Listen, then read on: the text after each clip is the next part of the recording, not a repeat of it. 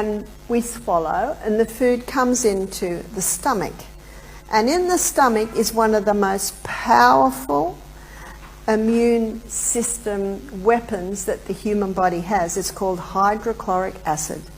Have you heard of hydrochloric acid? Now, hydrochloric acid has a few roles.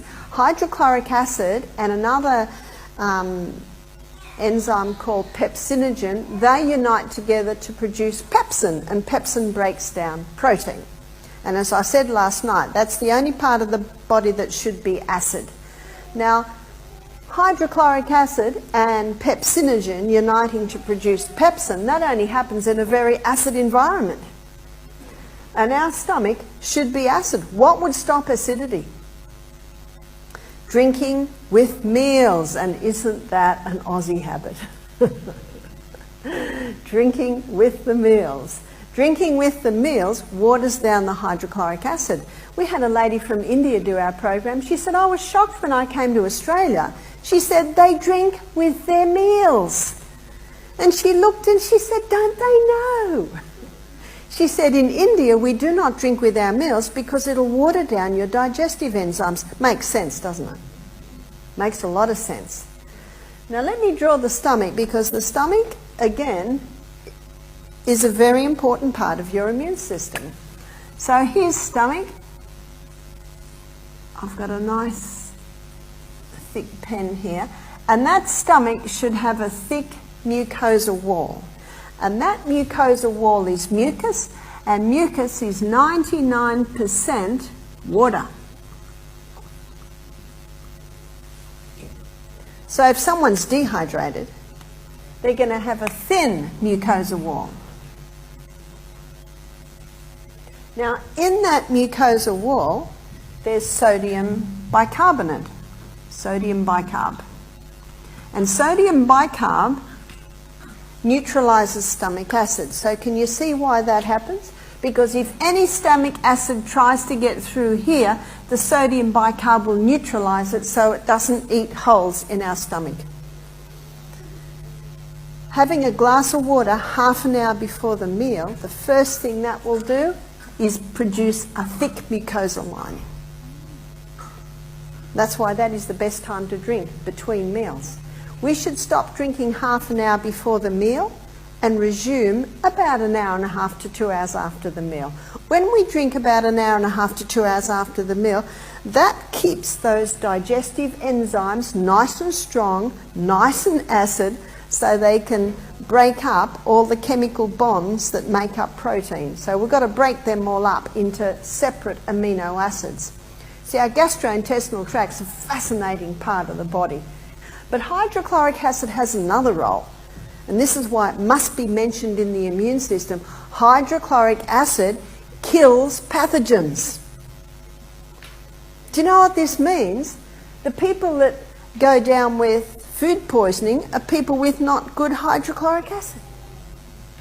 So we should have nice, strong hydrochloric acids because it's an important part of our immune system. What would deplete hydrochloric acid levels? Number one, you're drinking with the meals. Number two, eating all day long. Notice how many stomachs we've got. Now, if you're unsure, I'm just going to write a big number 1 there. Got that? And that stomach takes 3 to 4 hours to digest, then it loves a 1 hour rest. So we should be having 5-6 hours between every meal. And yet what's the common thought has been for the last 30 years? Grazing. Why do they say graze? It'll raise your metabolic rate. That's like a horse, a jockey on a horse race. The horse won't go fast enough, he starts whipping it. Will it go faster? Oh yes, it's being whipped. That's what happens when you keep putting food in your stomach. You're just beating up the stomach. So of course it raises your metabolic rate a bit because it's being beaten up. The only way to effectively raise your metabolic rate is exercise. Exercise will raise your metabolic rate. See, when I was a little girl, we weren't allowed to eat between meals. We had breakfast, we had lunch, and we had tea. We should be eating breakfast like a king, lunch like a queen, tea like a pauper. We should have breaks between meals, and between meals, that's when you drink water. Now, the other thing that will stop hydrochloric acid production is stress. I think we know that one. Whenever you're anxious or upset, digestion goes. We know it, don't we? So it's very important when you eat to eat in a happy environment. No controversial subject should be discussed at the meal table. How can we boost hydrochloric acid?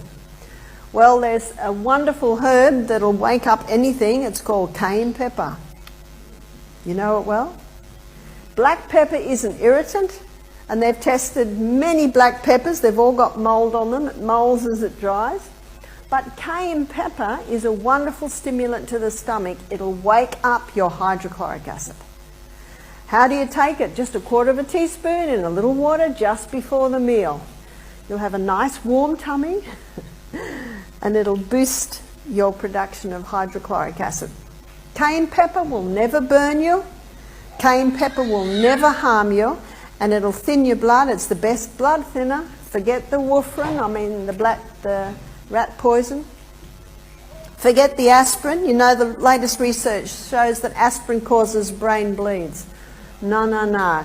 Just take the cayenne pepper. Also, to boost your hydrochloric acid, again, have the breaks between meals. So it's as simple as that. Something else that will boost it is lemon. Even a little, maybe 1/3 of a cup of hot water with the juice of a lemon. Throw that down just before the meal, and the hot will bring the digestive juices, and the lemon will boost hydrochloric acid. It's as simple as that.